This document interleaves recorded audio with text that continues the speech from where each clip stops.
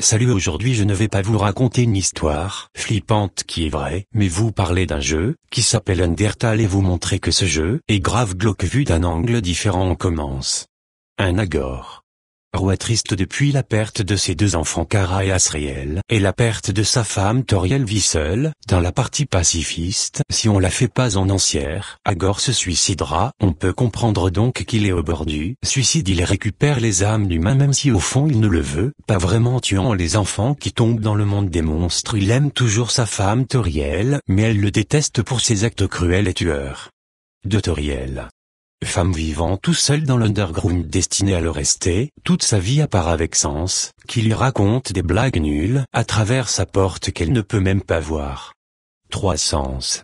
Squelette vivant avec son frère, qui est sa priorité, lui raconte des blagues nulles. Jusque-là ça pourrait aller, mais écoutez la suite. Monstre, qui tueur mais qui ne tue pas grâce à la promesse qu'il a faite à Toriel, cache une certaine dépression derrière des blagues nulles dans la route génocide. Quand l'on tue son frère, il brise sa promesse, et se sent obligé de tuer pour se venger. Au courant des Timlin, et a abandonné tout espoir de retrouver la surface, se fait tuer lâchement pendant qu'il dort dans la route génocide.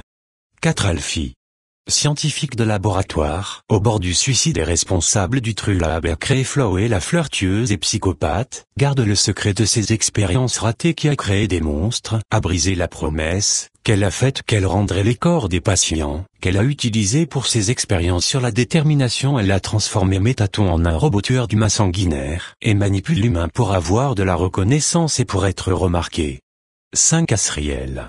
L'enfant d'Agor et Toriel, tué violemment par les humains après la mort de son frère Kara, devient une fleur tueuse psychopathe et qui essayera directement de tuer l'humain que nous contrôlons et croit que dans ce monde c'est tuer ou être tué. Se rend compte dans la route génocide que nous voulons le tuer. Après une phrase dite dans la route pacifiste, il croit que nous sommes Kara, son ancien frère mort. C'est la fin. J'aurais pu aborder plein d'autres personnages comme Napstablook, fantôme suicidaire mais qui ne peut pas mourir, et Suicidaire Gaster, ancien scientifique oublié de tout le monde, qui est mort dans une de ses créations, ou encore Damisak, qui se fait tabasser, et qui a été jeté à la poubelle comme un lamentable déchet. Mais la liste aurait été trop longue, donc si tu veux un autre épisode, comme ça, lâche un pouce bleu. Chi.